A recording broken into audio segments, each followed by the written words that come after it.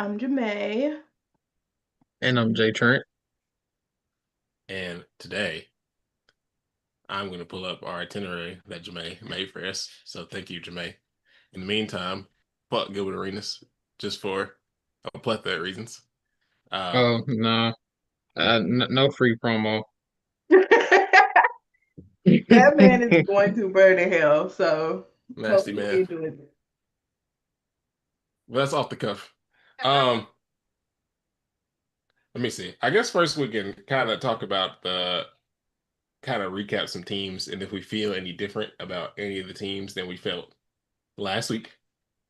Um,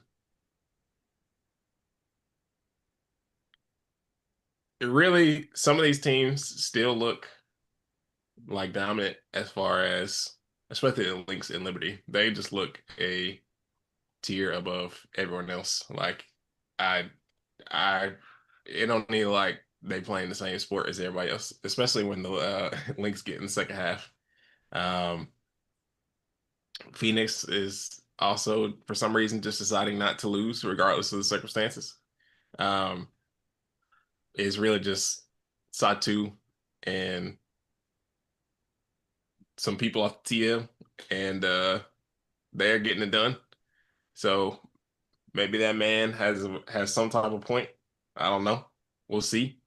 Um, Spoiler alert, he does not, and we will get to that. He does not have a point. But I'm gonna let you continue though. um, the Sparks stink. Uh, KP had her one good game, and I don't know if she's had a good one since. Uh, but she is looking a little funny, you know, like her and Jewel Lloyd are really yin and yang. They really the same niggas. That's why you hate to see it. Um, Well, I did see that the Sparks are supposed to be getting Rikia Jackson back. She was practicing yesterday, so maybe that will give them a. Okay, I promise that it was really no pun intended, but it's gonna give them like That's it's gonna smart. give a it's gonna give some juice to their offense. you could I'm have not gonna. committed. I can't. I don't have it in me. I don't have it in me to do it. I'm sorry. You definitely could have committed. But I hope she's okay. There were obviously plenty of rumors as far as why she may or may not have been playing. She kind of addressed it, kind of didn't. Which is also perfectly fine. Like she does not have to tell us anything that goes on. That she was out for personal reasons and it is personal and it can stay like that. It's just hopefully she is dealing with those things appropriately and she's okay. But we're always excited to have her on the basketball court. Um, Seattle, I don't know what y'all got going on. uh, y'all are probably the most like volatile place in the league right now. Um, it's just been a lot of mess in the last couple. I can't even say last couple weeks. It's been like a year, and this has not stopped since I want to get off this roller coaster ride that is the Seattle Storm. Um, it seemed like there's a lot of people to blame in everything. And yeah, I don't know what's going on. They finally snapped their losing streak, but they also played the Dallas Wings. So does that really count? No, they lost Uh, again. Oh well, no, they did. They did. Yeah, They went again. They did win again. they were close to losing. Uh, but yeah, yeah. They When you beat the Dallas Wings, I don't know if it counts. At least not right now. Um, well. When you're playing, when your offense looks like the way that Seattle's offense has looked to this point, um, you got to get your wins. You can get your wins. I mean, the offense showed up when they beat the Aces by 20, but it doesn't like there hasn't been, and I don't think this is like I don't think any particular person is to blame, whether it's coaching or personnel or whatever. It just feels like I don't know what to expect from their offense from game to game. And it doesn't Like seem it feels like like they do either. it feels like they have trouble initiating actions. Like when Skylar doesn't have I'm Skylar as a floor general, as an offense initiator. She's still one of the best. But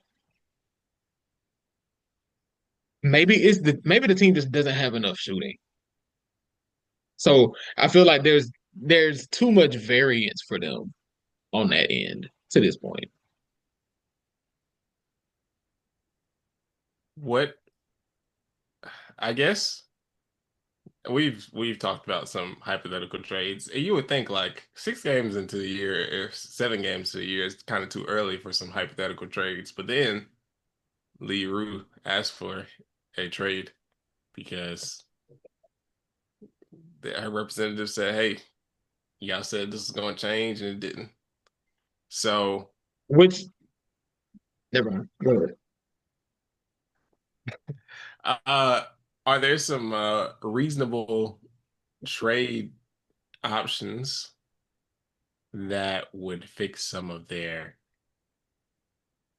shooting, scoring issues that they currently have? I'm still on the train of I think I think Marina Mayberry would change their life, but Okay, so I do not think the money works the way that I want it to, specifically for trading Lee Rue. I think they would have to cut like a bunch of people, or Connecticut would be have to. I think I don't know, but so Marina is on what's essentially a max contract, and Leah Rue is on a minimum contract. So no, it would not work that way. It wouldn't be a straight one for one. But I think the issue with Seattle is kind of something that we talked about last week when we brought them up, is it has less to do with, I don't know if it I really now the more I think about it, I don't think it's the scheme thing. I feel like it's more of a positioning thing. Like I feel like they just do not have enough wings.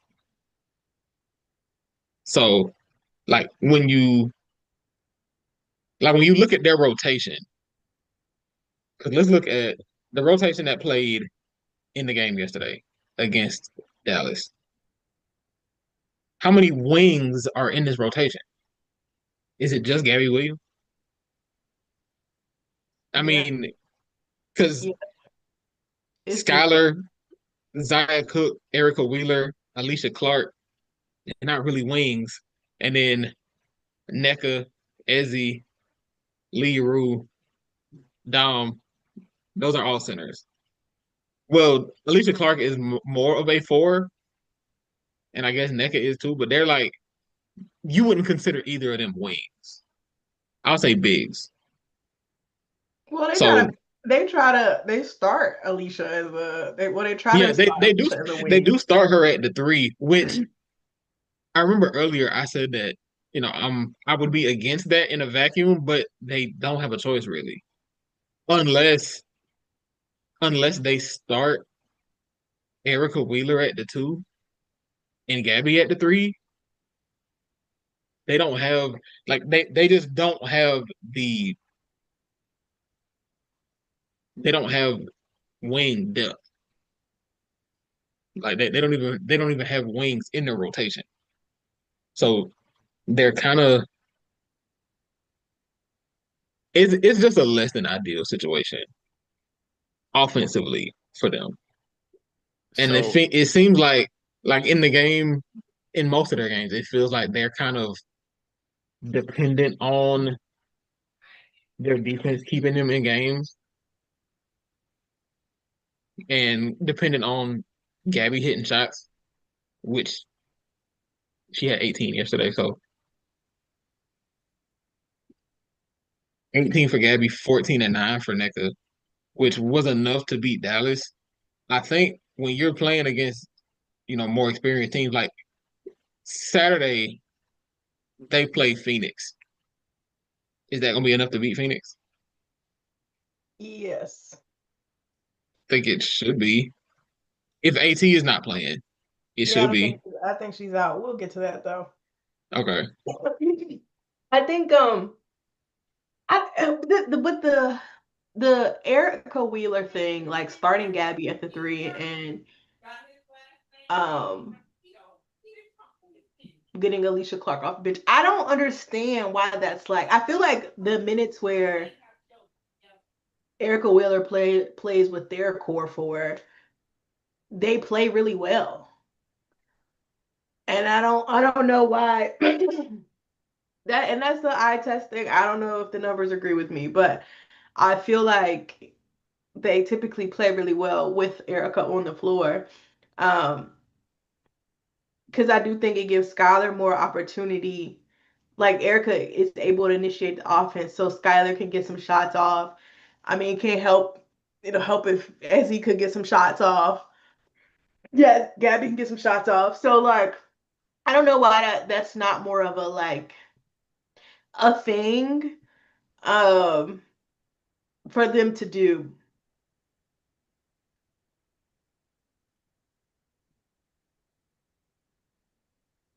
And then two, at this point, like Lexi hasn't really played a lot. Um, but like 3-point shooting is supposed to be her thing. So like why aren't you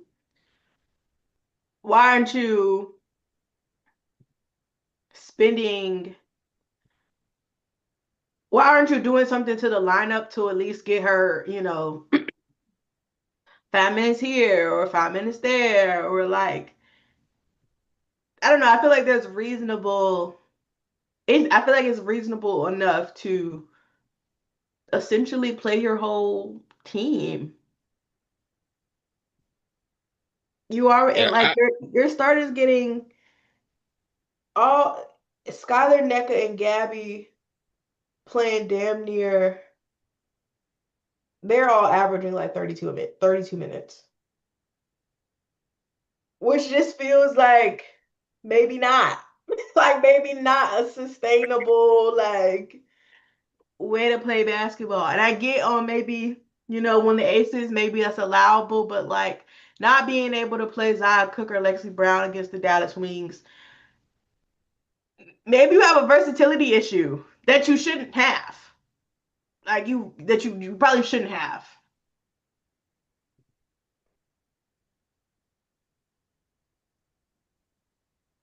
So is Nalissa Smith their most reasonable trade option at the moment? Specifically since Lee Rue wants out and Dallas needs a center. see, it does work on paper. That it still doesn't give them wing depth though.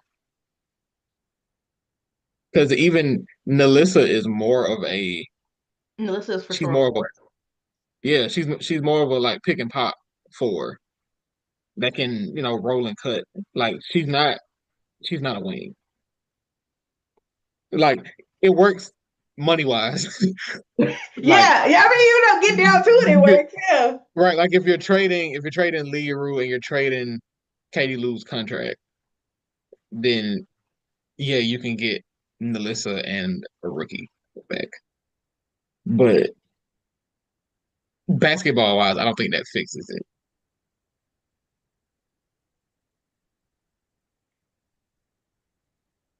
And I'm really not sure of like. It kind of feels like there's a wing shortage in the WNBA. Like I genuinely can't really think of anybody who I'm like, They got a lot of wings. yeah, Yeah. and I feel like the 3 and D is becoming this popular thing to say, but it's like it's really like 5 of them.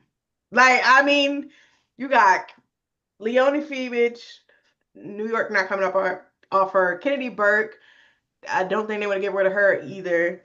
Um, Atlanta has Ryan and Neil. Well, Neil's kind of before. Yeah, Nia is she's more I would consider her more of a forward. At least the way she's being used. Like Washington has. Do they even have a wing? I don't think they have a single wing. Seriously. Everybody in that bitch is a point guard. Or a shooting guard. I don't think they have a serious wing. Well, Emily Inkster is more of a power forward. She's more of a forward. Um, so that's two teams that ain't really got no wings. Indiana, we got Sophie and Lexi. Yeah, Connecticut like got it's yeah. There is. I do think that there is a wing shortage, and it's like the 3-and-D skill set is it's a coveted skill set. Like if you can do that, you're going to make your way on the floor. But yeah, it's there's not a lot. yeah. I just don't think there are like enough wings to go around. Which is kind of fascinating when I think about it actually. Yeah, it's just offensively, Seattle is kind of in a rough spot. Just with Katie Lou being out for the season, with Jordan Horston being out for the season, like those are your wings. Yeah. like Which Katie, like I mean, that's even Katie Lou isn't really like a yeah, Katie which Lou. Katie but Lou I is mean they can more of kind a of get away with it because they got yeah. better rim protectors, but like she not even really She's she really shouldn't be yeah, guarding the three. she's more of a four. Yeah, But but Jordan Horston for sure, but she's not even a 3-and-D. Like yeah, she's a she's a wing in the sense of she's not a point guard, but she can handle the ball. She's a good driver. She can get to the basket. Like, yeah, like I don't know. So I But don't know. I just don't think that the wing thing isn't gonna happen, which like is I guess I'm trying to think about last season and like what wing did they have last season? Two? Sammy, Sammy. Well, yeah. Well, see who else did they have? Victoria Vivian's. kind of a four. I don't even think they've ever like they haven't really had a wing. Yeah. This is fascinating. Let's see. Yeah, I genuinely don't think they've had a wing in the last like I mean Gabby Williams is their wing. 2023, who else they had on here? Yeah, it's see the W doesn't have wings. And so all the people who are like complaining about it, guys, this is a general problem. It's not they can't fix this. I don't know. I mean they can, but it's even thinking about players in college, it's like not too many that I'm like, oh, there's a How wing. many? You're right. It's not Yeah. even a how many are there. It's more of a how many are you looking at and being like, okay, I could I could put this player on the W roster, and they play rotation minutes. It's That like play the even wing position. get like Maddie Booker, like like that's Yeah, yeah. I mean, yeah, I but guess I don't know. Clearly it's a slim position, which is so funny because I feel like there's a trend of big guards, but folks is not wings. I don't get that. Anyway, Seattle has a scoring problem, I guess. we're gonna play with this trade machine before this pod over. It's gonna get real nasty on here. I'm screaming. Um, what else have we talked about? The Aces look a little bit better since we last talked about them. I can't get myself to put too much stock in them right now because we'll just have to um, see. Uh, They beat Seattle. is that like a big thing now? I mean, it's Okay, just you. like hold on, because Seattle is still a top seed despite their scoring roles. They're still a top five team. Nah, And it's the Aces needed that get back. yeah, they So did. Uh, We did. We and I'm did. only saying this in like I'm definitely being a negative Nancy. Jay and I were talking about this earlier. But winning is certainly more fun than losing. Like I will never ever be one of those people that feel like, oh, well, we should just lost, like, or should just lost earlier just because we didn't win. I'm being a negative Nancy because I'm looking at the way our team looks right now, and then I look at the Lynx and the Liberty, and I'm like, Yeah, girls, hold on. And since I'm glad you brought that we up, got some actually. things to do. I'm glad you brought that up because the Liberty, I'm on their ass. Y'all, both of y'all started 8-0, so I'm gonna, well, 7-0, so I'm gonna let y'all have it. But the 50-piece Connecticut and Marquisha Davis ain't getting no tick. Sandy Brownello, I'm on your ass. I'm on your ass. Okay. I know y'all did that because y'all trying to win that Commissioner's Cup because you know it's about point differential, but y'all are nasty. I cannot believe y'all did that. You They got fucking said Stewie in the they said game. we gotta. You got Stewie in the game, and Marina came out with a negative 52 plus minus. Like, come on, bro. Like, y'all are not seeing heaven. You will not be rewarded. I'm sorry. I don't know how, but you will not be rewarded for that. Um, Yeah, and Marquisha. Minnesota, less drama about y'all, but um, I do have questions. I do have questions a bit because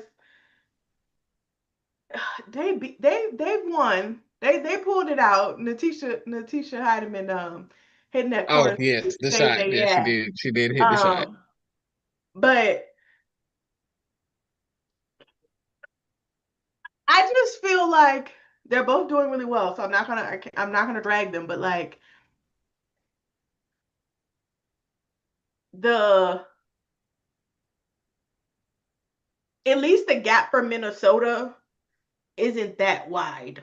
Like maybe New York is here by themselves a little bit, but like, and I think Minnesota will clean it up. Obviously, I'm not saying this to say that they're gonna be a bad team, but um, that I'm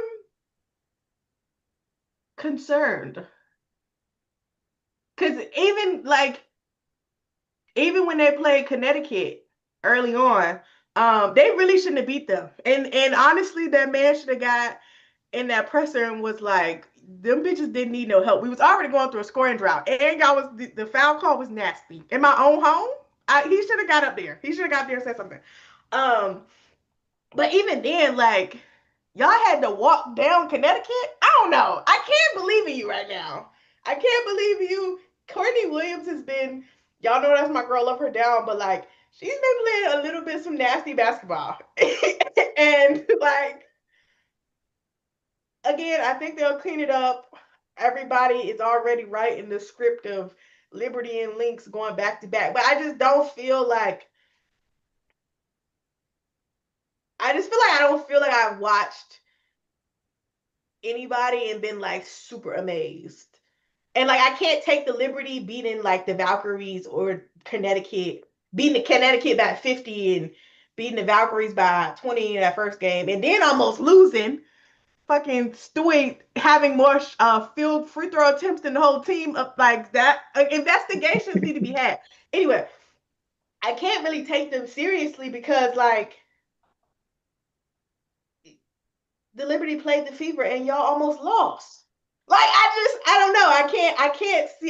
I can't see the oh, they're so much better than everybody up here.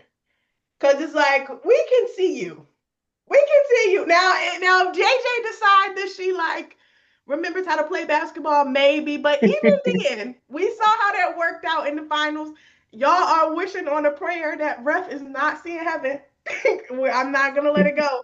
So I don't know. I just don't feel the like they're so much better than everybody. Like I don't know. It just feels like wide open. Everybody look crazy to me. I'm not gonna lie. Everybody like we just trying our best right now.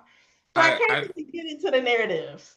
I think with those two, watching those two teams, at least from like an Aces perspective, I think I feel like there's a path to victory with playing each team. Like it's not like if I feel like we play them, it's like it's over. Like it's not like I don't give us any chance. It's just I think from a consistency standpoint, obviously like game to game, some days your team is just naturally going to look better than other days. But they find a way to pull out wins, nasty or not. And I think sometimes you just gotta win nasty, like regardless of how good or bad your team is. I mean, this is a long season. Sometimes you gonna be in some dogfights with some nasty teams. And so I don't know. I don't want to say though that it's like guaranteed that it's going to be Lynx and Liberty because anything can happen as far as basketball because it's basketball. Like that's just how the sport is. Like I feel like every year, even in whether it be the W or the NBA or whatever, like people pencil in two teams for the finals. It's like, yeah, this is going to be the finals matchup, and then something always happens. Like I feel like the last time two teams played in the finals that Mhm. everyone expected for real, was the Aces and the Liberty the first time they played. Like the year after that, I'm pretty sure people expected the Aces and the Liberty again, and then Minnesota said absolutely not. Um, and then what you had the year before that, it was the Aces and Connecticut. The And Sun, yeah. I don't really know if people felt like Connecticut was going to be the team to be the Aces. Also, the Aces whooped everybody ass this year, so I don't even know if people expect the Also, Aces. I remember it kind of felt like that uh that year, the year you're speaking of, that Aces Storm series was kind of the like it was nobody was like, oh nah, Connecticut, this is gonna be Connecticut year. Everybody was like, nah, whoever win between Vegas and Seattle in this series is gonna win the whole thing. Which I mean, yeah. But I don't think like not to say that, Connecticut wasn't a good team and didn't, have an interesting matchup. They had John Quill who had won the MVP, but that those two, it felt like those were the two best teams. And then hell, even the year before that, you had Chicago and I'm not gonna go that far, but yeah, you had Chicago and Phoenix, and like I don't think anyone expected Phoenix to do Well, that. Like everybody expected The Chicago to get Aces, the Chicago was a Aces. Oh six. yeah, Chicago was a six Chicago wasn't seed. supposed to be there either. Like neither one of those teams was supposed to be there. So like it was all nasty all around. Like the Aces fumbled bad, and then Chicago. I mean, yeah, Chicago just had an all-time playoff run. Yeah, So that was how Asia got her plot armor. She had to that was where the arc started. my girl was talking about said that series made her like she didn't know she liked basketball no more, and like Nah, she had yeah, she had some allegations to beat after that one. She did. She beat them. She read beat them. them. But that they were there. she beat the fuck out them allegations, but she had them. That shit, she looked. Everybody on that team looked crazy. So yeah, So so speaking of New York, I'm looking at I'm looking at this roster, and this is why I envy them. You know the how wing many depth. players not just that, but listen, do y'all know how many players the Liberty have that are playing 30 minutes a night? None. None. Exactly. Exactly. I envy them. I feel like I think the Dream. I know for a fact the Dream have at least three. Like I know for a fact Ryan Leash and Bree Jones are playing 30 plus minutes a game. The Liberty, nobody's playing 29 minutes a night, and they haven't lost a game. John Quell has missed a game, and it did not matter. They won that game. Now, They know they shouldn't have though, but they did. now maybe I not, know. maybe not, because that game was that game was probably a little bit closer than they would like for it to be. But and you got to win the ugly ones, and they did. I But will say though, yeah, I think I do give credit to we Jay, I think you mentioned this last time, but like Sandy just having like Sandy just being okay with like her bench rotation and just putting out there whoever out there, and just kind of letting them, I guess, kind of trusting them to like play through it or whatever, which I think they benefit from like a lot.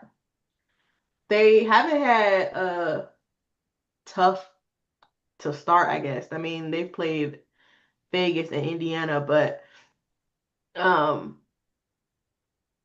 it's so funny that the Minnesota matchup is so far down the line.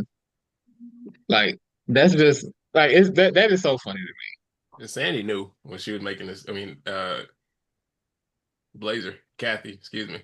Kathy, I'm She crying. knew she knew what she was doing. She said we're gonna put all your matchups in the back because we need something to look forward to. I'm screaming. So I have a question about the Lynx. It's not like I do think, they're contenders, they're top two team, all of that.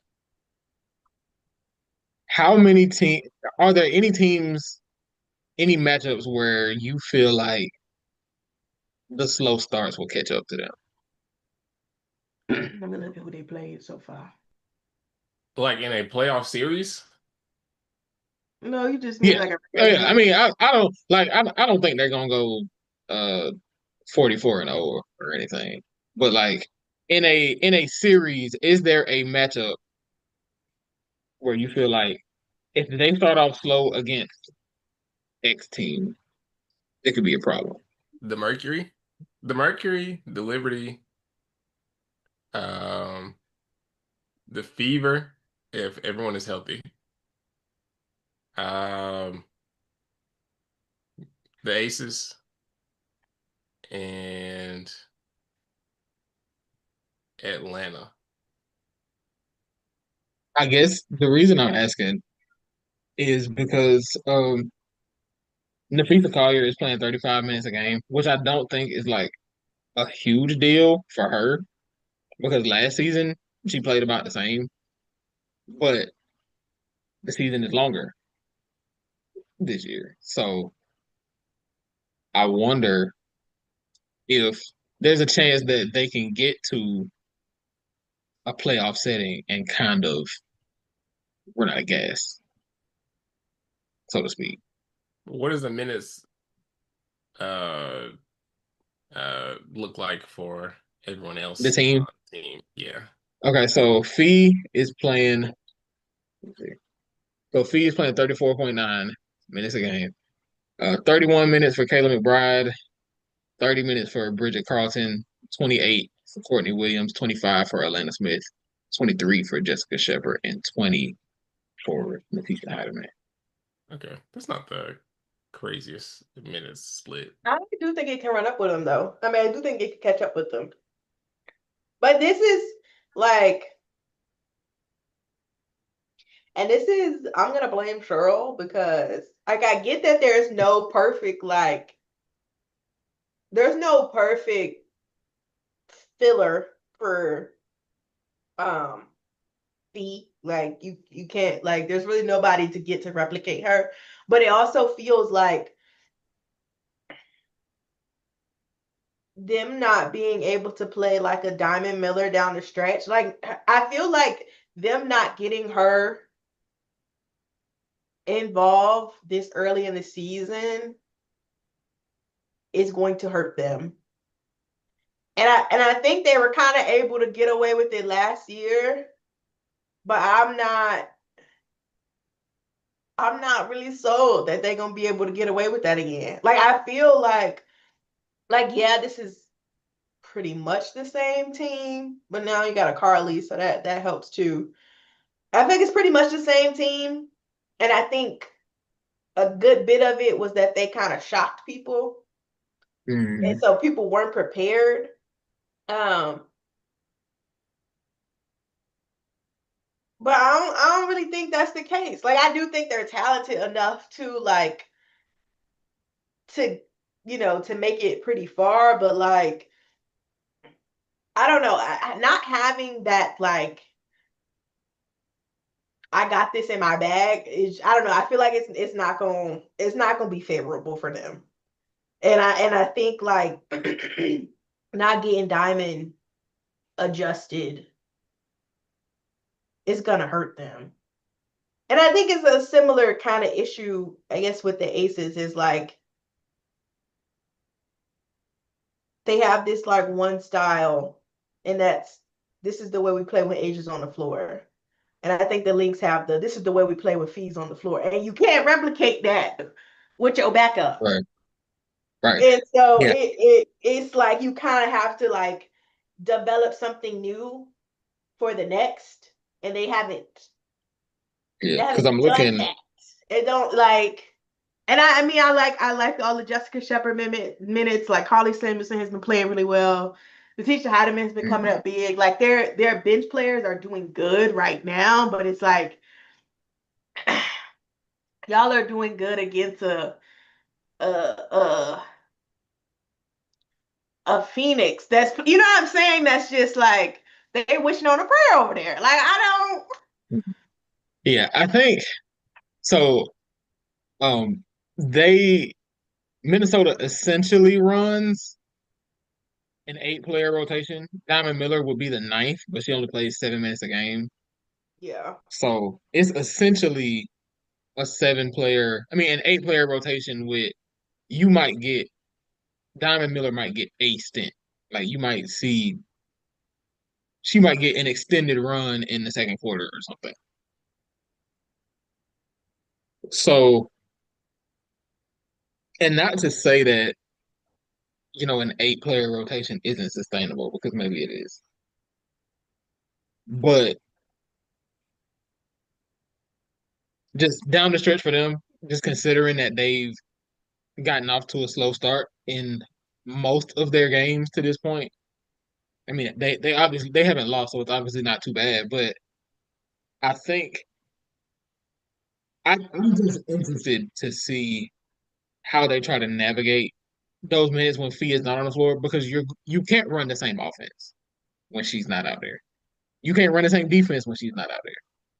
So I wonder what lineup combinations you look at and what how do you look to generate offense if Fee is not out there? Because obviously she's the Swiss Army knife. She can do everything.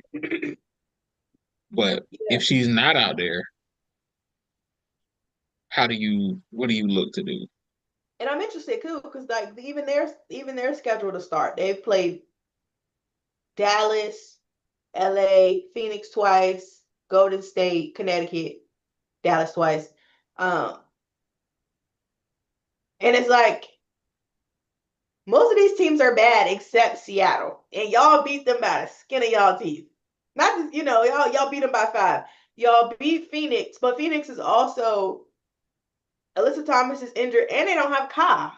So it's like they get those two, and they're powering on all cylinders. You know what I'm saying? Like defensively and offensively, Phoenix should take a step up with both of them back. So it's like they lost by 3 in the game with AT. Do you like? Can you survive that? Can Right. you survive that? And I don't know if they can. I don't know. I don't want to bet against them, but I'm not believing it right now. Speaking of Phoenix, obviously we know how good they've been despite missing multiple key pieces throughout basically their whole season so far.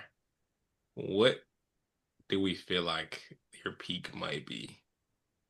Like, or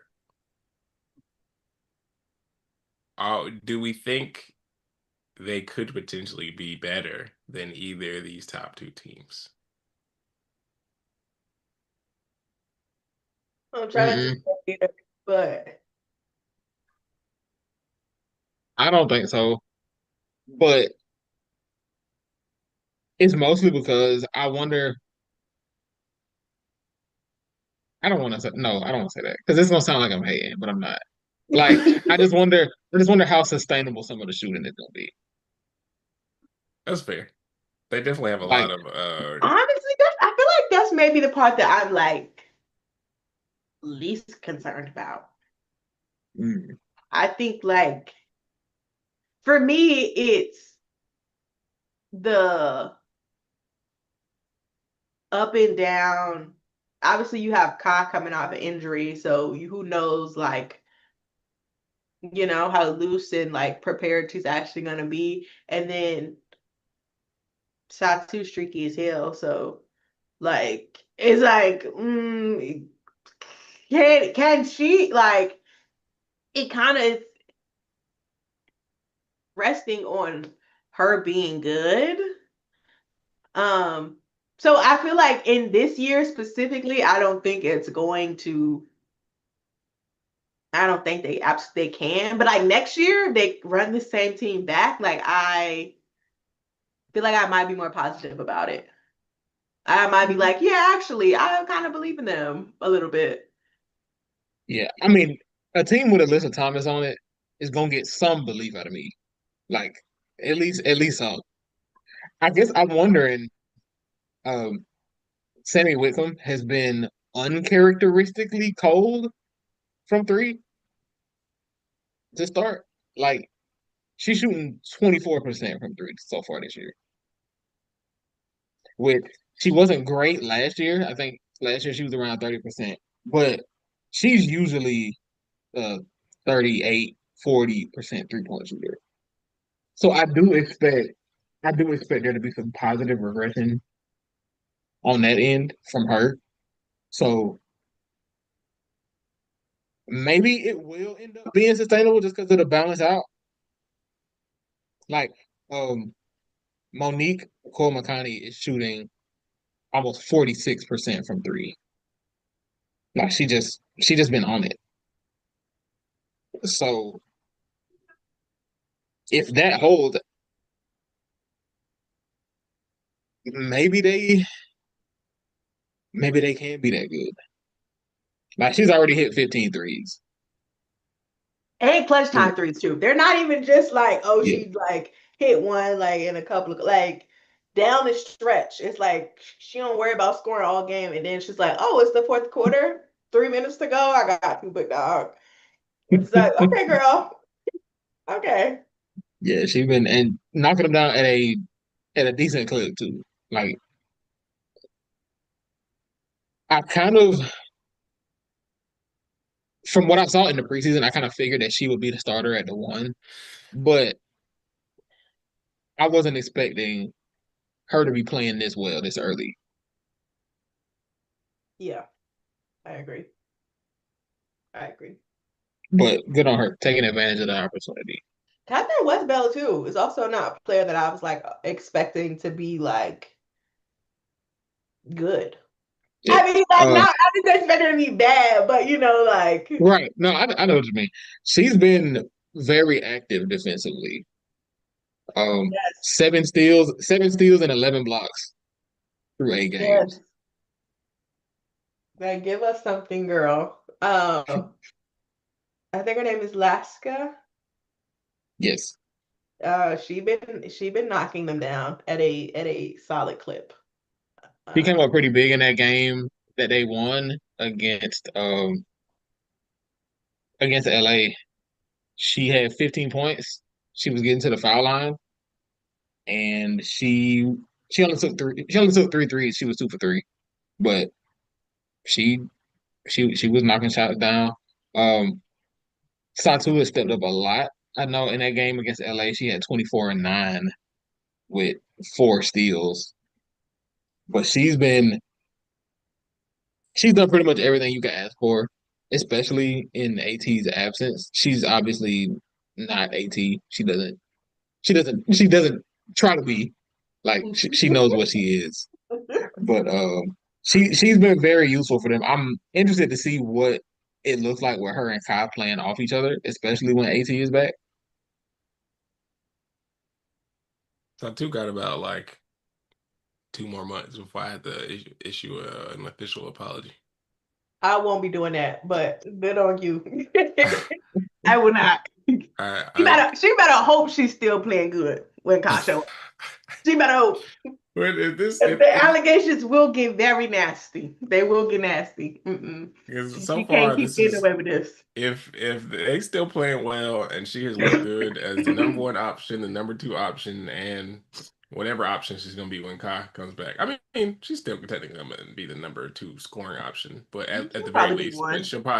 she might be three as far as having the ball, but we'll see. Or as far as usage. Uh, but yeah, it is an apology might be incoming. We'll see. Even if I gotta write it myself. Good for you. Okay, let me. I just feel like I don't know if an apology would be in order. And let me say why. Because to me, because to me, I do think Satu is an elite talent. Me saying me saying I want to see elite production from an elite talent is not even a critique. That's just It's that's the just fucking facts. Like standard. that's just the way it goes. Like you should be held to this. Like if you're as good as I think you are, I expect to be able to see that. Them people gave you a MIP award for being the second best player on your team. Don't piss me off. Like, don't piss me off, actually. And Because I and she I you was need to be doing something.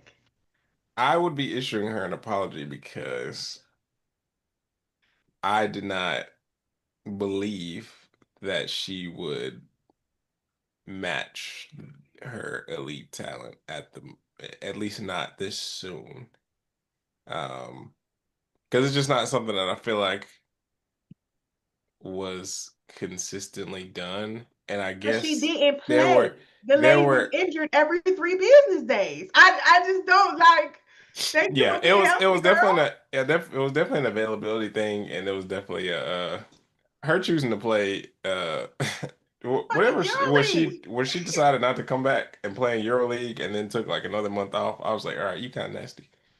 Um, but yeah, she's definitely done some warranted things. Look, are kind of funny, but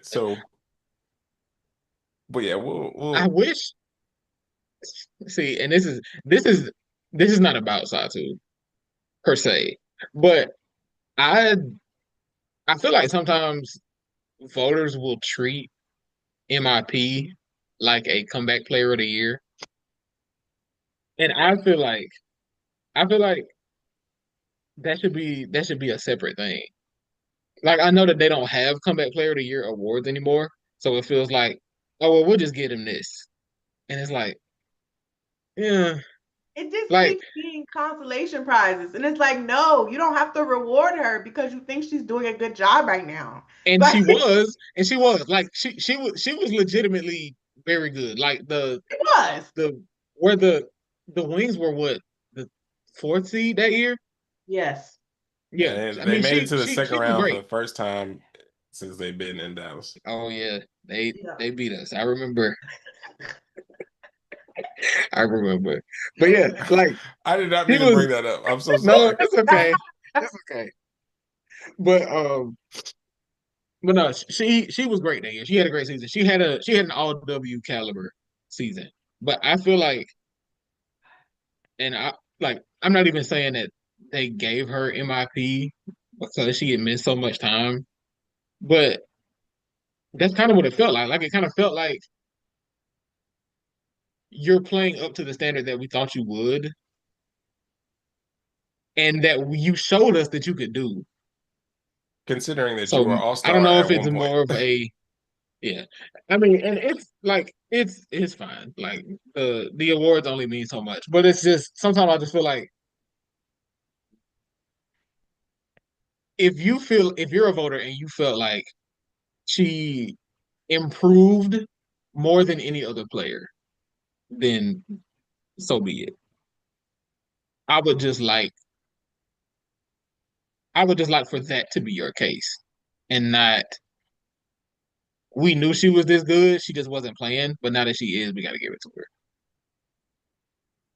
And that don't just go for Satu, that goes for anybody. Yeah, I just kind of feel like if you're gonna get an all W award, you kind of shouldn't win MIP because what the fuck did you improve from? Can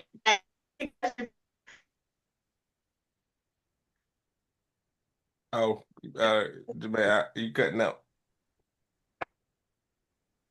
you hear me now? Yeah. Yeah. I was just saying, I don't think if you gonna get an all W award, like maybe MIP shouldn't be for you. Just get them some MVP votes and move on. Like I don't think like Yeah, I think MIP has kind of lost its charm to some degree. I think before you were looking at players who were going from like 4 points a game to like 14 points a game and things of that nature. People who were not on the radar at all to being like pretty well known role players or starters and or even like taking that leap from a role player to superstar or star, whatever you want to call it. Like not you were good before, like really good before, and then you kept getting hurt, and then now you're good again. It's like the only thing you improved was your availability. Yeah, I just feel like if you feel like she had the biggest, if she took the biggest leap to you, then so be it. It just don't feel like that's always the case. Yeah. Let me see. What other? The Mystics still look Kiki extraordinary. won Rookie of the Month. She Everybody did. clap. Having two Rookie of the Year candidates on your team uh is greedy as fuck. It's a How they're greed. bad. No, They're like it's two no, and it's great. It like if you are the Mystics, you have pretty bad. got to feel delighted.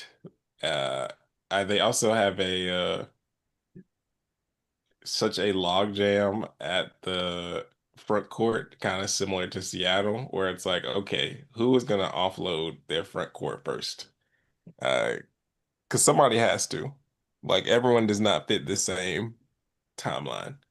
But yeah, I I I'm think they won like their first two games and now they've been like 1-4 since, but you can't help but feel so good for them. It's like the losses don't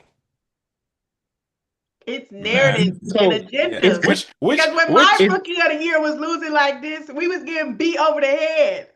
I you like know it's funny because it's funny because that kind of makes you think about how when you're going into a season, every team kind of has to decide what does success for this team look like. Mhm. And that was the a lot of the when the Fever started off last season doing a lot of losing, people were disappointed because the expectation was that Indiana was going to be a playoff team, which they were. I mean, they ended up being that, but it shows relative how expectations can change the perception of a season Yeah. and because oh, my because bad. The Mystics are 3-5, and they're like this feel good story that everybody loves because it's like we were expecting y'all to be a bottom three team, but y'all are just a fun team to watch. Like I enjoy watching them play, even when League they Pass like All even when Stars. they losing. It's like yeah, but you know this some of these actions with Kiki and Sonya Citron, like it moved me. Steph Dolson hitting some threes. Shakira got hot for a half and then didn't play no more for some reason, but it was fun. I enjoyed seeing that. Like they they got a fun team. Brittany Sykes can do some of everything. It seems like they play with an energy that is enjoyable to watch, even as a team that hasn't won a lot of games. Mm-mm-mm. What your point about expectations is funny because it's also like expectations can change within the season as well. And I think people forget what their original goal was throughout the season. And I think that's definitely what happened with Chicago last year. Like, I think people went into the season knowing, hey, we're not going to be good. And that's okay because we got the third overall pick and the eighth, seventh overall pick on, and we took Kennedy Carter, a flyer, and like we're just trying to see what works and what doesn't. Like this is just a trial run season, and they won a little more than people thought, and then it ended up being like this really big thing every time they lost, and it's like this doesn't have to be that. Like y'all knew what y'all were getting into before the season started, and it's And okay to remember that. I will say too, like the way people talk about the Chicago Sky last season, it's so fucking like, can you read? The way people talk about the Chicago Sky like they weren't a 10 seed. Like, baby, y'all won 13 games. And it's fine. I'm not saying that as like a, oh, you should have been so much better, but also like you won 13 games. That means you were not that good. Like we did have fun along the way, but like how everybody hasn't come to the realization that like, oh yeah, like they weren't good. It's like just it's not making sense to me. I don't understand like how that hasn't hit. And maybe it's because they weren't a lottery team that people were like, oh, like they were better than I thought. But like, no, they were bad. Like they, yeah. Anyway, Trying to think what other team have we not discussed yet. We got to talk Connecticut, about yeah, we got to talk about Connecticut. They got their first win. their first win. Everybody clapped. All right. Let's pull that game Do up. not ask what team they beat. Everybody know what team they beat. I swear to God, like I. It's fine. It's fine. I'm not upset about it. I'm not upset about them. It was Marina fine. Mabry masterclass. She's so fucking. Yeah, she was like 26 points, 10 for 17, 5 boards, 5 assists, 2 steals. Like she was just on it. 18. Tina Charles had 18 points and 11 turnovers. 18 points and 11 turnovers is so nasty. That is so funny. Beat us is That is so crazy, funny. bro. I adore Tina Charles. Like like that is so funny though. Bro, this is crazy. This is crazy. I'm looking at the like box score or whatever. Our turnover percentage was positive. I'm like, Yeah. oh, we had a small turnover percentage, and these people still beat us, bro.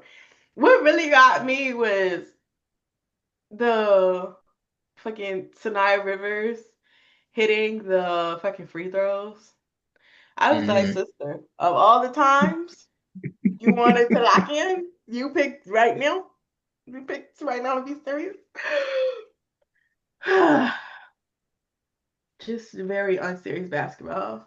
But Connecticut did look good. I have to give them their tens.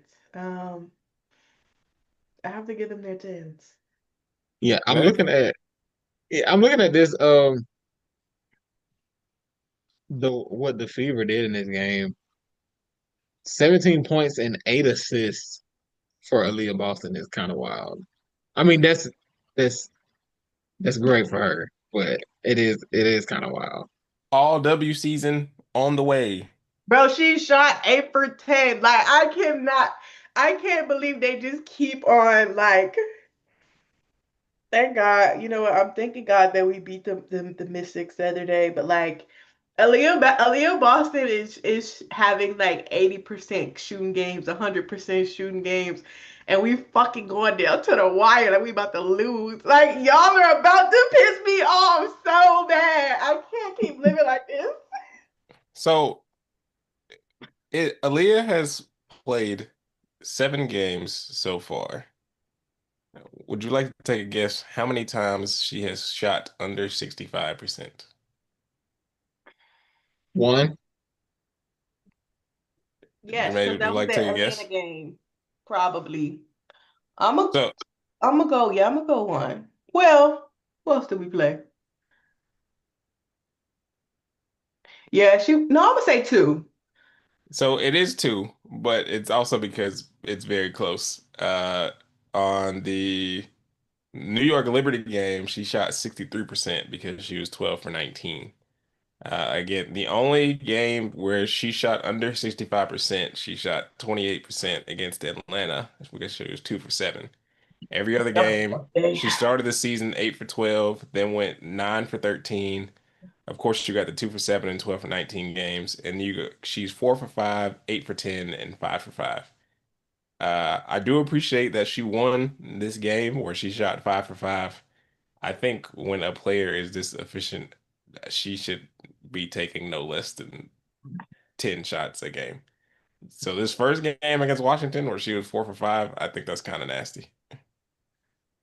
And I don't think it's necessarily her fault either. But They yeah, couldn't get her the this damn ball. her somebody posted a shot chart of her, and that shot chart looks insane. Like it's really all green everywhere on the court besides the corners. Yeah, that's really how fees look. Exactly. Exactly. And I will say it was like to that point into our MIP conversation, people are like, Aliyah Boston MIP. Like, no, give her MVP votes. My sister Ben could do this. I've been Yeah, telling I y'all, don't. give her Yeah, MVP votes. We don't now need it has MIP. been. We knew. Yeah, it has been. It's been a leap relative to last season, but she led the league in field goal percentage as a rookie. So, like, this is something that we knew she could do. Now the leap from Aliyah to me has come with the playmaking. Yes. And not just playmaking, but decision making as a whole. Like her deciding whether to pass out or go up on those pick and rolls. That's what I've been most impressed with from her to this point. The fact that she's been able to just come correct. It seems like every time, it seems like she's making the right decision every time down the floor. So even so, if and now of course whenever Caitlin gets back, when her and Caitlin are running that pick and roll, Aaliyah's rolling, getting the ball at the free throw line, and hitting a cutter on the drives. That's what I've been pleased to see from her. If you're going to make a case for her improvement, that's where the improvement lies to me. Yes. I don't really know she got right. I need her to hit somebody with a Maddie Johnson. Hee hee. Like I just need a no look, like something. Like she's definitely making the right reads. It's just Aaliyah's game is not flashy in the slightest, and I think that's funny. Like No, she really Tim at Duncan. all. She said Like, we're but it's doing exactly what we need to do. You're gonna get this this she bounce is pass. structured. Like I'm gonna hit you with this move in this post, and it will be fluid. And I think her highlights look amazing. But yeah, she's definitely like, I'm just gonna do what I need to do to win, and there ain't gonna be no nothing.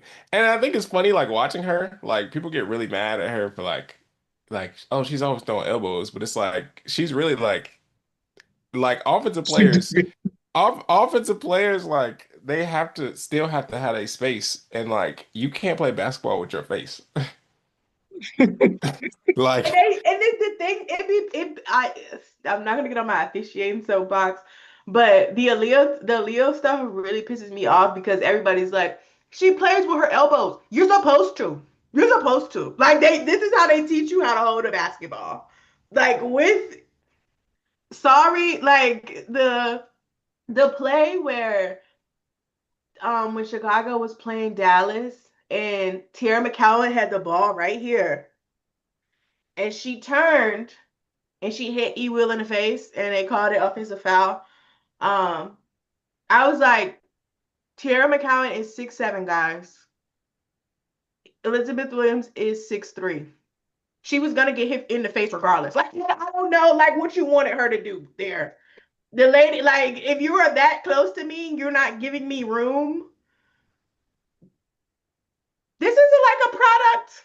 This is a product of the game. Like I move your head. Like I don't know. Like I don't know what you want them to do, and I think it bothers me too because it's like all of the taller girls, and even Bree Jones because she's a bigger player. Like they all play like that, but everybody gets a different narrative. It's like, guys, Yeah, they're all doing the same thing. Like, I'm so yeah, sorry that you don't like her, but this is a normal basketball play. Like, yeah. It does seem. It seems like you said, the bigger players like Aliyah, like BG, Camilla, Tierra McCowan, like those players do get a they're gonna be all right. Like especially when they get hacked, they be like, I can't. It's like you want me to call it every time, like Like, yes, like I what do you actually. what you want me to, what you want me to do? some of them are egregious, especially like when they're getting a rebound 2 and 3 times. Like, sister, call it. You have to now. Like, we've seen it 3 times. You got to give us one of them. And let the first two slide. All right, but you got to do something different. You got to do something different. Um, I know we kind of talked about. I cannot believe though that Tina Charles really had 11 turnovers. That is insane. This lady had a 40% usage. Like, what the world?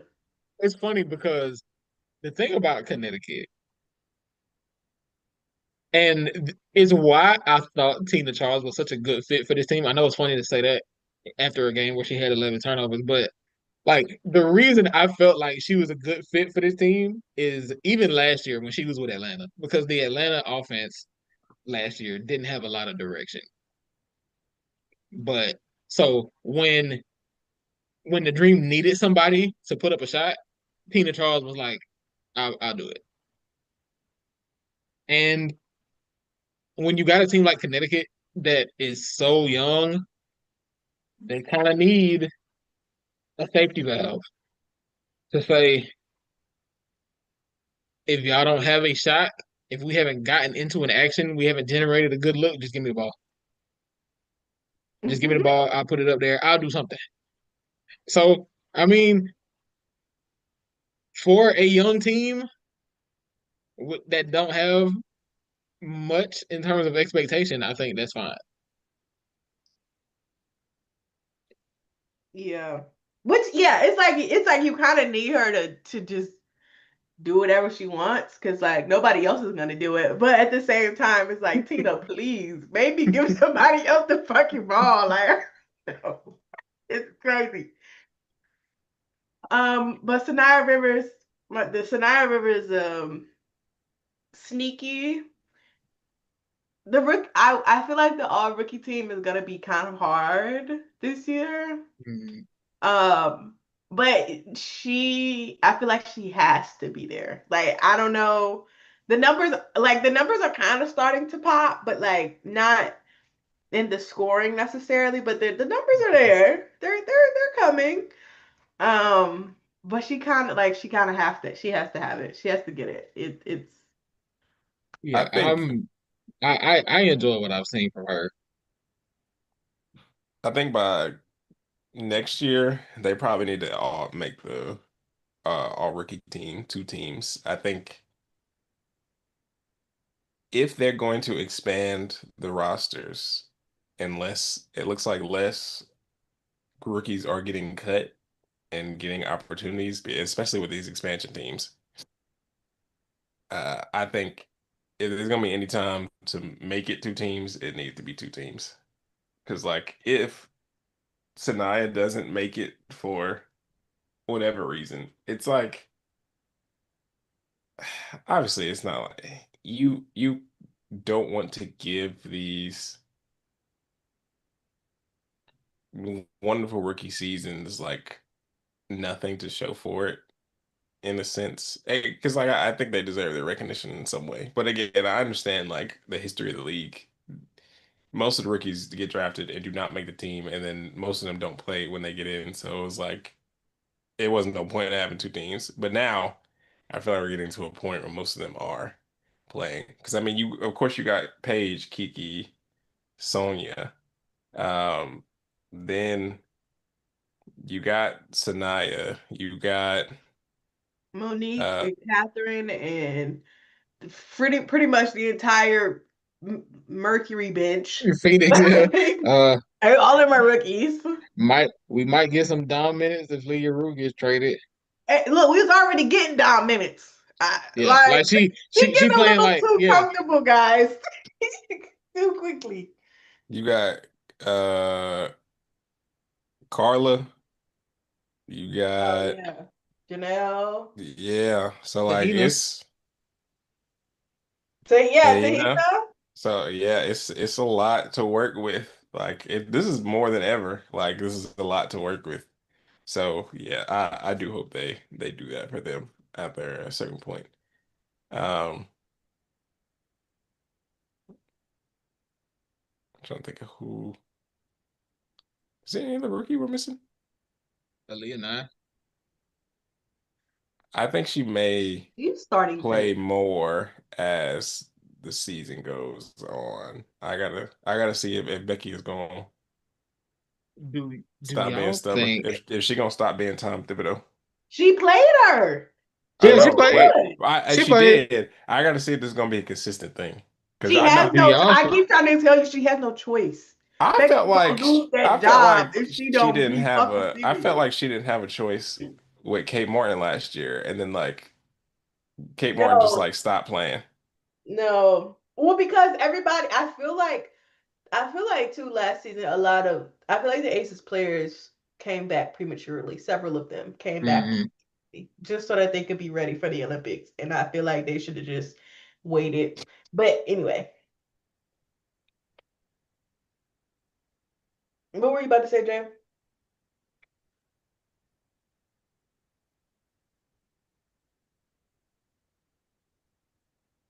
Yeah. Oh, I was gonna ask. Um, did we talk about the LA rookies? Liatu King, my girl. Getting waived and now you're getting real minutes. This is a testimony somewhere.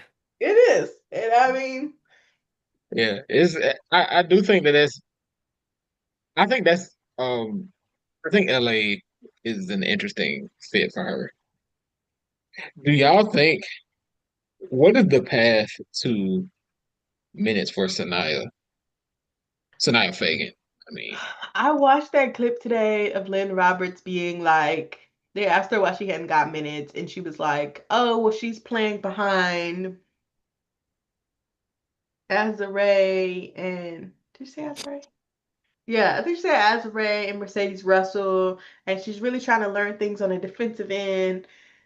Excuse me. And, we just can't really, games are kind of getting tight, so we just can't really afford to, have her making rookie mistakes. And I was like, Lynn, baby, y'all are 1-7. Like, I don't know what you mean by that, but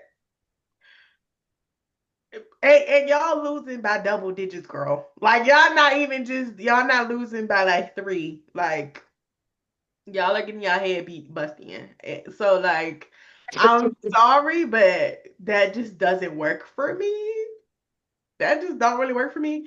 Um and I did make the point of like Sarah Ashley Barker and Yatu King like playing, and I get that they're playing different positions, but it's like y'all are not winning. Y'all aren't winning. In fact, y'all are getting walked down. So in these situations, maybe you should try something different because clearly what you got out there is not working. but since she said that, I just feel like there is no path for her to get minutes, low key. Like I feel like she yeah, I guess it didn't, I didn't think LA was. I didn't think there was a path for her getting like consistent run in LA. And not to say that I felt like she would just be an instant rotation player anywhere, but I felt like if she had ended up with a team like, because pre-draft, I wanted her to end up with Minnesota or I said Dallas, but now it's like I really wish she was with Minnesota. Even if she probably wouldn't have gotten any burn with the Lynx, but I would just like to see a player like that grow in that type of system, if that makes sense. Yeah. Yeah. But also, Minnesota probably would have just waived her because they didn't have roster spots for no rookies. So who Girl, knows? they had 20 people at training camp. She ain't have no plans for nobody. Like, why you invite all them girls, Cheryl? Cheryl not beating the allegations this year. She got a lot going on. I don't know. I be rooting for her, but Cheryl just doing a lot this year. I don't know. Uh, I don't know. The Dallas rookies, I mean, speaking of them, JJ, I actually think they're playing pretty well. Relatively, I mean, when you're going to see the flashes from them when they get in. Like I saw some flashes from JJ. Um, Isaiah. She looked good in the last, was it not Seattle? Who did they play before Seattle? No, was it Seattle? Probably Chicago? was. They played Seattle twice already. I think She it was Seattle. played. So that Um, yeah, Isaiah did play. She played 12 minutes in that game. I think I think it was a Chicago game because it's when they played. They Chicago played in Dallas. Um, she had got like a steal, and I don't know. You could kind of see her kind of getting comfortable with the game. Um, and taking quick shots. Obviously, there were mistakes being made um, from both of them, but like I don't know, I like to see them. I like to see them get some burn. I think they're kind of settling in. Like obviously, um, the shot making has to be a thing, especially for JJ. Not necessarily shot making, but like finishing around the rim. There's gonna be a little uphill battle for that, but Yeah, next season we need to call that last tier player rookies. We need to call no dead ass because you because have no excuse. it's just like this is not y'all year. That's okay, but that means player rookies. Like at least see what you got. I'm glad you said that. Sammy, Oh Do wait. you think there's a portion of the Sparks season, like obviously they kind of went not necessarily all in when they traded KP, but they traded for KP to win games. Do you think there's going to be a portion of the season where if they're still losing, they're like, all right, well, we're gonna have to dial it back a bit with KP and you know De'Erica and what? kind of Hell no. adjust? Absolutely Let not. me you know what? I'm gonna say this. Um, Making the Kelsey Plum trade after you fired Kurt Miller is very funny because that's the exact type of move Kurt Miller would have made. Because Kurt Miller, because you could tell in the season, Kurt Miller was like, I'm not trying to rebuild. He's like, I'm not trying to rebuild. We might just be bad, but rebuilding is not in the plans for me. That we're gonna And work then through this. they fired him and immediately traded for a multi-time All-Star. It's just I, y'all are hilarious. not, they might be better. No bullshit. They actually might be winning. Like when you said that on paper that LA should be good, like with Kurt Miller, they actually probably would have been. I think Kurt could have made some shake. Yeah, but and a lot of that is because it's kind of an experience thing too. Lynn Roberts being a first year coach in the W, it's Yeah, going to be there's going to be some growing pains for her. yeah. So it I didn't expect them to come out hot, And but honestly, speak. Oh, my bad. it's been kind of rough. And of course, they'll have a game where KP will go get 30 and they'll win, but if you need that, if you need that to win, You might be in trouble. And consistently. It's not even like you like guys, this lady is playing damn near 40 minutes. We have to get serious. We have to get serious about what the strategy here is. To Sammy's question, I don't think they'll cut Sanaya for Liatu. Um, because I think with Rikia back, Ray Burrell's still out, but like if both of them came back, I think she's getting burned because they're gone. But I don't know if she's like, I don't think she's shown just enough for me to be like, am I really gonna gamble with Ray Burrell's minutes? Probably not. Or with Rikia's minute, maybe not. Hopefully they don't, because then I don't think that would be smart. But you know, whatever. You never know, I guess. You never know. You never know. I know we talk about coaching narratives a lot, but I think it's funny how like two out of probably like the three coaches with like that are in kind of the most newest situations, or at least with like I'm not gonna say the least to work with, but like every for Dallas, everything is like brand new. For Connecticut, everything is brand new. For Chicago, like we kind of already knew they were gonna be bad, for the most part.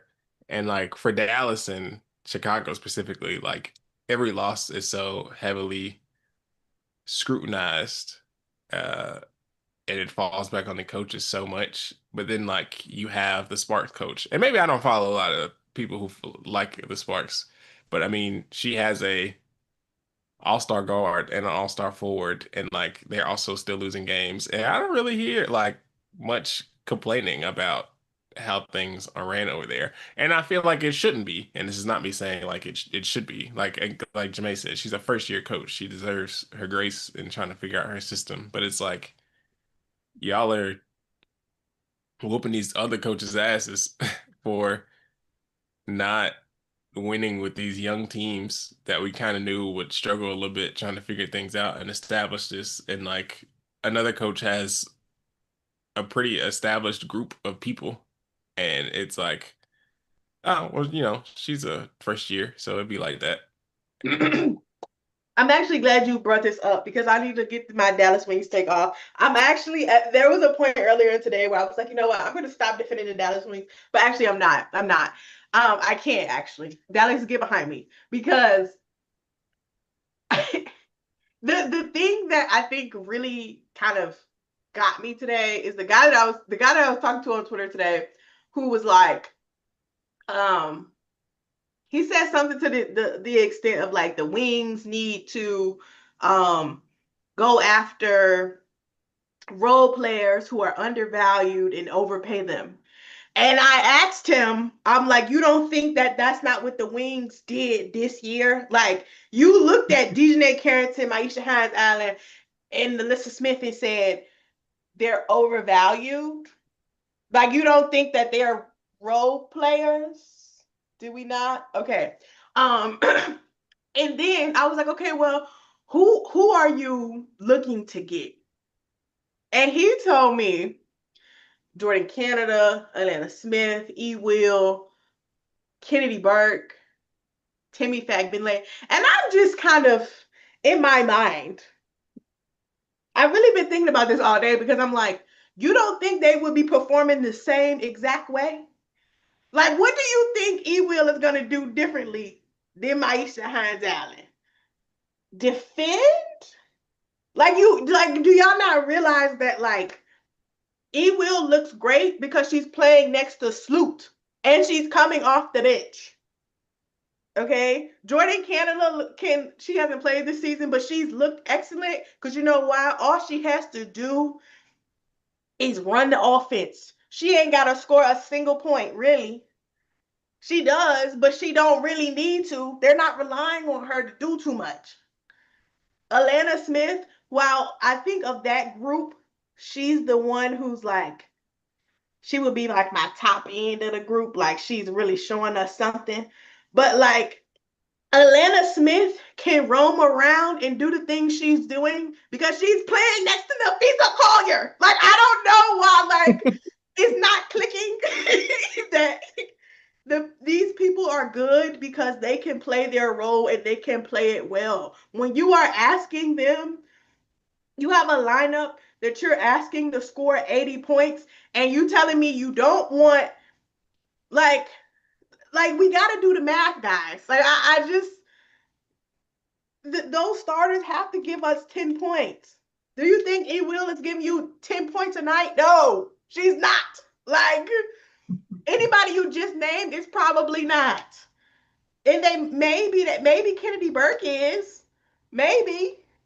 But like these people are playing a role and they're doing well. And it's fine, there's nothing wrong with being a role player, but like you cannot be mad at your role players because they're not overperforming. Like that just makes no sense. Like hello, like It's and funny on top of because that, your fucking point guards are injured, both of them. Like the motherfuckers with some experience is hurt. Like I don't know. Like what's not clicking? I don't get this shit is pissing me off every time I think about it. I don't get it. I don't understand how you like you're mad at you said you need a pick and pop big and you don't think Melissa Smith is a pick and did you watch her? Like I don't know. It's just yeah, I think the disconnect there. Well, part of it is expectation, clearly, because clearly somebody has the expectation that the Wings were going to be a playoff team. They were not. Before this, even before the season started, I was like, nah, this is not in the cards for them, not this year. like let's Like have fun, that's I guys. that, I still believe. and that's okay. Actually, I'm not gonna say they can't because I did have them in the fight for the eighth seed tier, so they can, they Which can. is reasonable. Right, right. But to act like anything more than that was in the cards for them this year just feels a bit early, especially considering new front office, new coaching staff. Pretty much the entire roster is gone. Like who on the who on this team was on the team last year? Is it Enrique, Enrique, Maddie, and Tierra Tierra McCowan, and McCowan. Maddie Segrist? Is that it? And yeah, literally, and two of them came off the bench. Like, don't piss me off. Yeah. Like, It's don't just piss me off for real. it just feels like some people have these expectations for their team that should be tempered.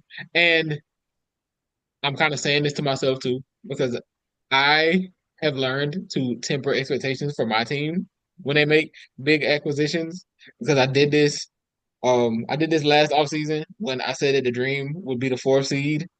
I learned my lesson and I tempered my expectation. But I know we're gonna talk about the dream next because that's what's next up here. But that's kind of the way I see it is you kind of have to consider the fact that you brought in like your entire team is different. Like the entire situation is different. So there's going to be a period of adjustment where the team is trying to find the things that work. So it means they're gonna be shuffling the deck a lot. And everything's not gonna hit. And sometimes when you miss bad. But I think you kind of have to. That's kind of the risk you run. You kind of have to keep playing around with it to see where it ends up. I think you made this point earlier, but I think it's funny that people want Dallas to do a complete rebuild, and it's like I don't know how much more of a complete rebuild that is changing your GM, changing your coaching staff, and switching out 9 players. Like if you want, and then if you just want them to purposely tank, they're losing games anyway. So like I don't. Like, what is trading Enrique if they're losing games regardless? What is trading Enrique doing so they can lose more games going to do at this juncture? Like, I It don't know. seems like it feels so. I guess to that point, it kind of feels like, oh well, if we trade Enrique, I can stop pretending that this team is expected to be good. The Enrique shit really started to piss me off because I, it, look, it's like y'all don't want her to have the ball because she's so inefficient. But y'all also need to score points and you don't trust nobody else to do it. You cannot have both of those. Like both of those things cannot be true. Like you just that's a contradiction. I'm so sorry. And I don't stop talking to me about inefficiency. Like I don't care. Your team who on your team is shooting efficiently? Y'all would it's just I do not understand. And it's like when Paige, those games where Paige was like not playing great, y'all wanted Enrique to magically just have it. But when Paige is playing good, you still feel like Enrique needs to contribute. Both of those things can't work. Both of those things cannot work. I'm like, I They don't. kind of it's one of those things that I think will improve as the season goes on and as they get used to playing off each other. It's not a coincidence that they won a game where Paige and Enrique combined for 40 points. Like it's just like they fed off each other and you know them two being able to find that balance is what led to them winning that game.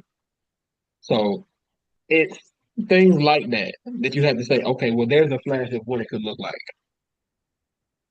How do we how do we maximize that? How do we give ourselves the best opportunity for this to continue? To me, when Enrique had 37 and they still blamed her for the loss, I was like, yeah, she's just not gonna get a fair critique of this at all. Because to me, it seems like people who are like critiquing Dallas don't really watch Dallas that much. It's like I feel like everyone's critique is like Enrique doesn't want to pass the ball.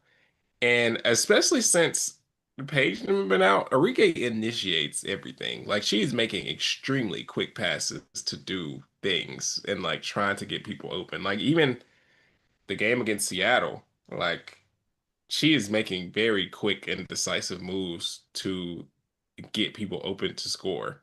It's just a matter of are they scoring off of those opportunities and what can they do with it? I just feel like Dallas doesn't have a lot of really good like play finishers, quote unquote. So I just think her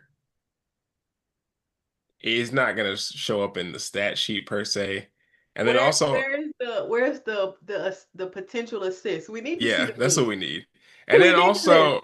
al- also it's like they don't have a lot of people who can score without somebody generating that for them. So it's like when shit gets sticky and it's like 6 seconds left and the shot clock, there is no one else that needs to be shooting that ball for the most part. So like, yeah, her percentages might be kind of nasty, but I don't really watch her and feel like, yeah, she's detrimental to the growth of this team. I just can't really honestly watch her and feel like that. It's I ain't even gonna say that they I ain't even gonna say that well I don't want to say they're not watching Dallas, but they're watching it from the lens of like Paige has to look good. And it's like this is not how basketball works. And it's like some of them I don't think they're watching because like even the guy who was in my TikTok comments talking about like Enrique don't pass the ball. I'm like, bro, Enrique has improved her assist numbers over the last like 5 years, bro. Like you're even if you don't watch the games, like the number is going up. Like I don't know, and it's points per game, so it's not like a total. Like it's gonna increase. Like this is an app. It's I don't know. It's super like it's frustrating honestly because it's like why are you watching this game like this? And it's for the people who are like, oh well, we thought they would be a lottery team, like we didn't expect them to win. Okay, so why are you getting mad? Like lottery teams lose. Like that is the whole point. Like to be in the lottery, you have to have one of the worst records. You winning a game every 3 games is not going to make you have the worst record. You're going to be out of the Lauren Bet sweepstakes. Which one do you want? Like I just you can't have both. Unless you're fucking, you traded away your pick, but then that's a different problem. And one thing, and before we get to Atlanta, like if y'all, this is the last thing I have to say. I don't know if y'all did, but I'm looking at the standings. I feel like people, again, the season is very early. Like even the fact that we're having MVP conversations right now, I think is kind of nasty. Like that has been a whole thing that I have not liked. Like y'all are arguing over potential awards, and there are people who have not played more than 6 games. Like I think that's insane. Um, but Washington, if the season ended right now for whatever reason, Washington would be the 8th seed. They have only won 2 more games than Dallas. Like a lot of these teams could very easily lose a good amount of games or win a good amount of games. Like the standings are not set. So the fact that we're talking like the season is over for a lot of these teams, I think is insane. Um, like Dallas is currently 1-7, but they have a 4.4 point differential over the course of their 8 games, or negative 4.4 point differential over the course of their 8 games. So like even though they're losing, they are not losing by much. Like the Sparks are negative 2.8, and then the Mystics are at 3.3. Um, so like you don't really have a lot of, and obviously that is also early because I mean a lot of these teams were in blowouts, not in blowouts. The Fevers is 5.4, and I don't know what that would, plus 5.4. I don't know what that would look like without them whooping on Chicago. We're fucking crazy. Because So I think like we lost like most games by like because two. So. Seattle's is point 0.3. They have a plus 3 point point differential being 4-4. So like I don't know. Well, it's a young season. As we always say, like anything can happen. Temper your expectations and let's just relax. I think someone put up a question the other day, like when do you feel like this W team is like solidified and like this is who they are? And to me, I feel like it's probably like a couple games before All-Star break is when I'm really like, okay, this is probably who you are. And then even after that, after the All-Star break, seeing how people were coming back together, seeing like people typically come back from injury a little bit healthier, whatever, whatever. I give you about like 5 to 7 games after All-Star break to be like, all right, well, like maybe this is you for real, for real.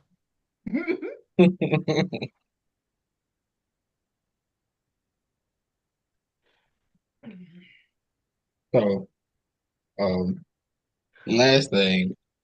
First, we did mention that Kiki Iriafen won Rookie of the Month for the month of May. Um, Coach of the Month was Sandy Brandello. Agendas are at play. Uh, Agendas are at play. and so the player of the month for the Western Conference was Nafisa Collier, and the player of the month for the Eastern Conference was Alicia Gray.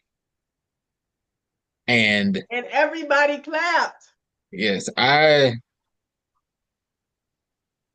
since we acquired her, she's been the most consistent player on the team.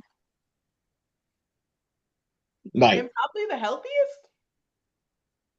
probably That I think that's fair to say. I don't know like what the numbers are, but I wouldn't be surprised if that was true. Like she's just been she's just been on it. Like she's played at like she was an all-star last season, but she's playing the best basketball I've seen her play to this point. And going forward, I've kind of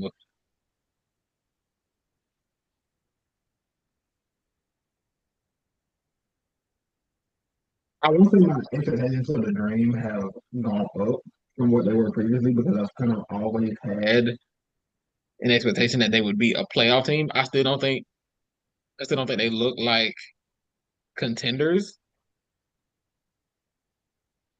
but let's see. Because I hope this isn't gonna turn into a leash is better than Ryan Capo because she's not. I don't think she is, but I'm getting there. Just give me a second. So,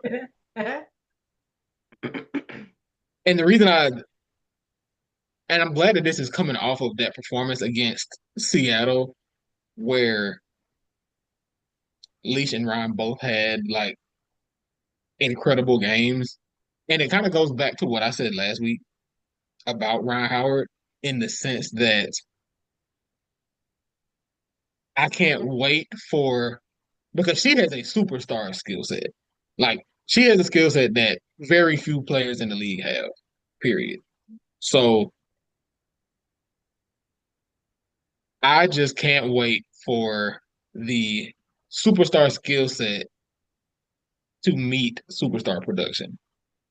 And that game against Seattle felt like a step in the right direction towards that superstar production. Because if she's playing at the level that I know she can reach, and Leash is playing at this level, that is where Atlanta makes the jump into contention. Like the realistic path for the Dream to become contenders is for Ryan Howard to be as good as everybody knows that she can be. Because I remember when we made that pick, that was kind of that was the type of player I wanted. I said, now she has the ability to be the franchise cornerstone. So I'm I'm certainly impressed by that and impressed by both of them. Do we know what's up with the knee brace? It's worrying. I am a little worried. I don't think like obviously it hasn't been bad enough to keep her from playing, but it has like given me pause when I'm watching because I don't know what's going on, but I'm kind of um I'm kind of hoping it's more of a precautionary thing, but I'm not completely sure. It's curious though, because it's like she started wearing a knee brace and started playing more intense. It's like, usually, you know what I mean? Like usually people like something happens and you're like, okay, let me chill. Like, but she started out the season playing really intense and like she's continuing to do that even with the knee brace. So like I am curious as to like where it came from, but hopefully it isn't just a precaution thing. Um, but yeah, I don't know. I'm going to drink the Kool-Aid on the contention thing. Um, Especially since I you know, I talked about BG being old. And you know, she hasn't really played. I think she got something going on, but like, um, I don't know. It just the double big works. It somehow Yeah. it works. And It's I almost feel like it works because calculator hoops is crazy, but it's like you ain't gotta swing. Like if you swing too far to the left, we have a contingency plan. Like once you come back and there, you will hit this ball, and there will be a contingency plan. Bree Jones is right there. BG is right there, and I do kind of like how they've done that. I don't know. I'm I'm drinking the contention Kool-Aid. I would not be. I do think it seems like for every team, at least a trend in the W is that like you gotta get your first year off, and then the second year is really when you like start to lock into your like what you're actually good at. Um, so I'm interested about next season. I mean, I feel like I'll drink it more next season, but like I don't know, I feel pretty like if anybody made like a run that wasn't Liberty Lynx, I'm like I think Atlanta could do it. I think Atlanta could like shake somebody up down the stretch. Um, yeah. Yes, and yeah, shout out to Nas Hillman. I I love Nas Hillman. I remember like her being a second round pick and being as impactful as she has been, even in spot minutes, has been like such a big deal. Yeah. And so Oh, I was just looking at some dream numbers, and this kind of ties into Nas Hillman being mentioned. The Dream are third in the league in offensive rebound rate and defensive rebound rate. They are second in rebound rate overall. They don't turn the ball over. They are fourth in turnover rate. They are number two in offense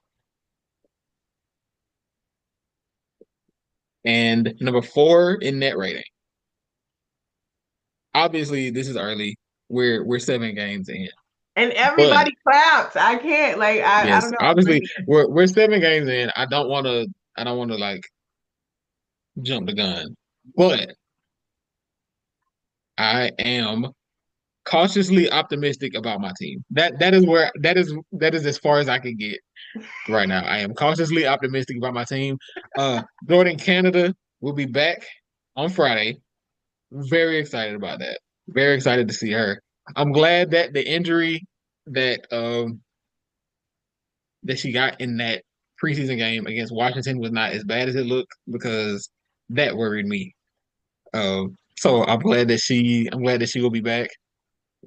I'm glad that we will have like that level of facilitator just to take some of the ball handling load off of Ryan Howard. I think that'll help her as a scorer.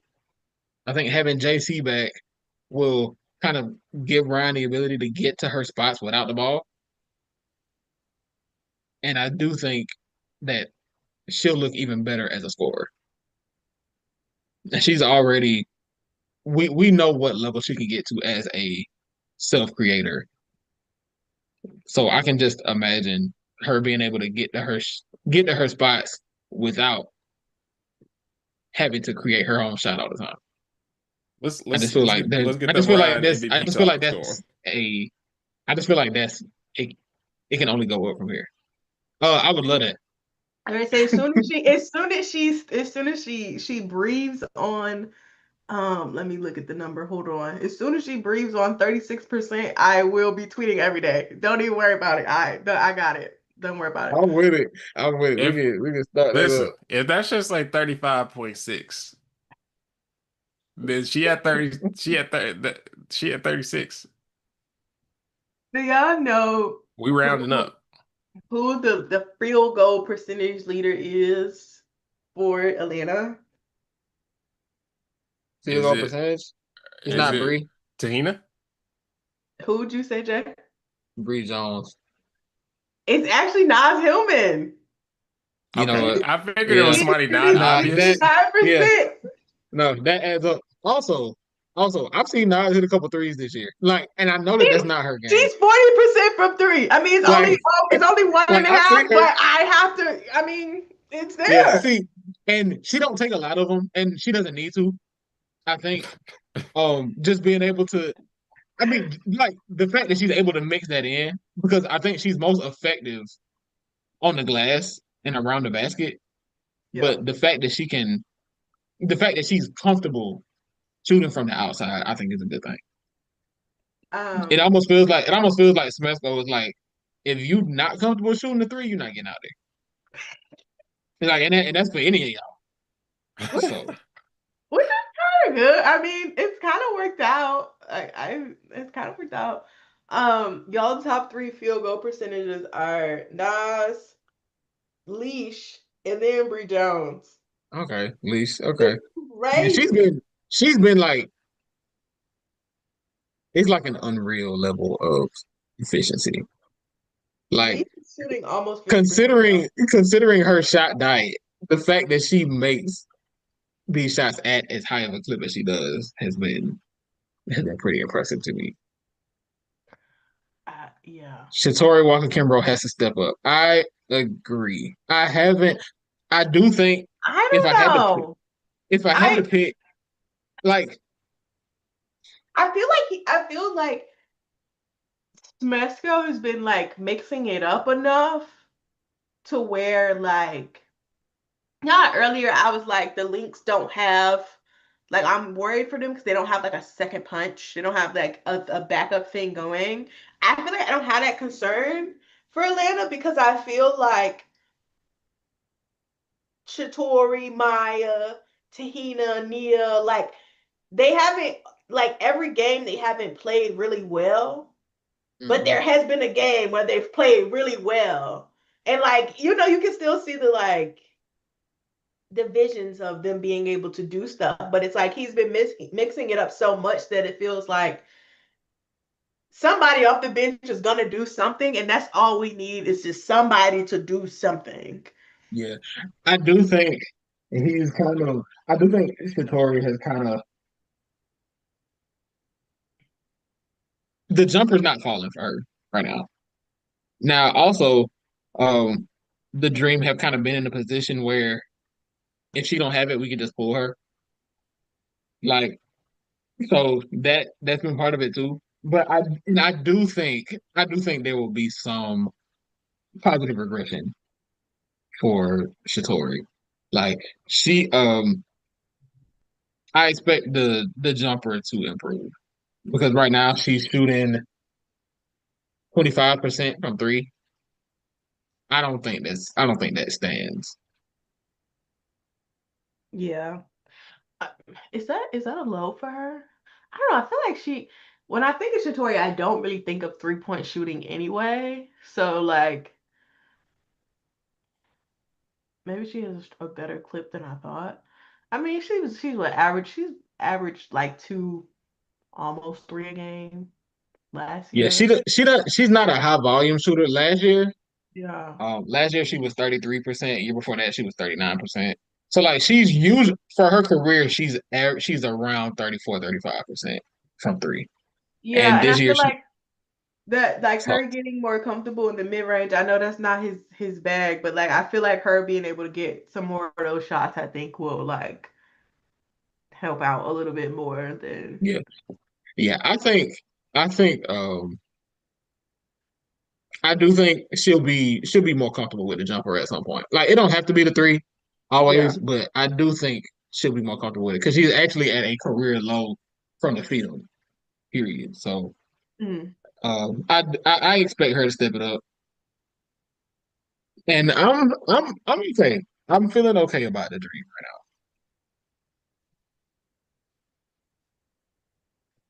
I am very When happy. you're ready to overreact, I'll be there with you.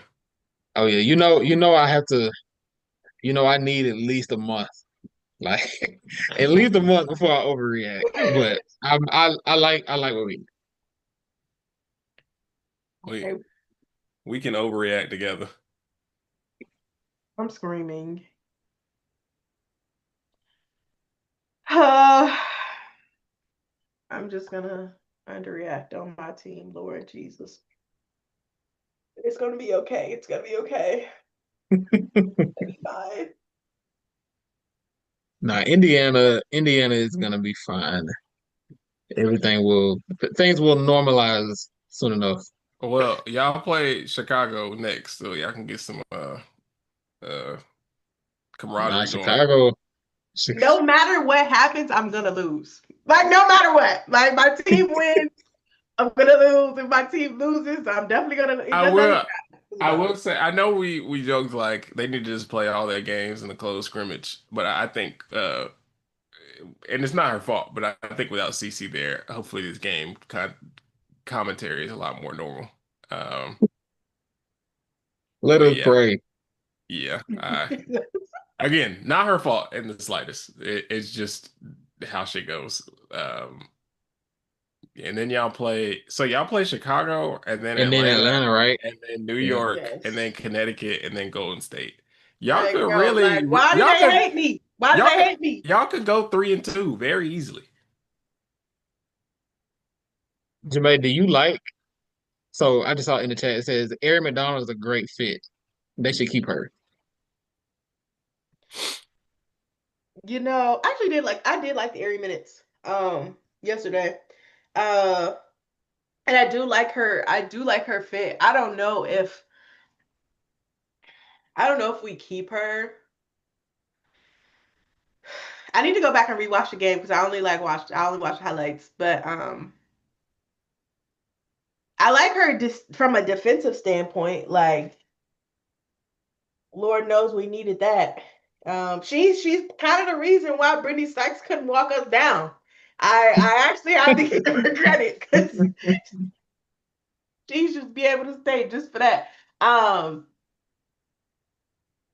but I don't know. I actually like if she is the my whole thing is that I think Indiana has to invest in another guard, another ball handler. Um, and if she's the one that we invest in, I think I'm okay with that. I'm still very concerned about the Aliyah touches, but that's why I need to rewatch the whole game. Or really, I'll just wait till I watch the Chicago game, see what she does. Um, because usually when the girls have a hardship, that first game they get in there and they be playing the best basketball of their life, and then the second game it's like they go back to who they were, which is fine. There's nothing wrong with that, but you gotta let it balance out. Um, so we'll Playing see. to I don't know. live. I like her though. I like Ari. I mean, I wanted us to get an actual point guard, and she's like an actual point guard, and she's not afraid to be a little chaotic, which I think is good for them. Yeah, I think especially in those, especially if she's playing like a reserve role, Yeah. I do think it'd be worth having that type of energy from a reserve guard. And of course I loved Air McDonald when she was here. So I mean you do what you got to do to get Jordan Canada, but Yeah. I I I enjoyed Aerie. Like I kind of understood what she is, I and would Yeah. still wish the Sparks kept her. yeah, yeah. Like I wasn't surprised that they moved on, but They could use her, but it's just like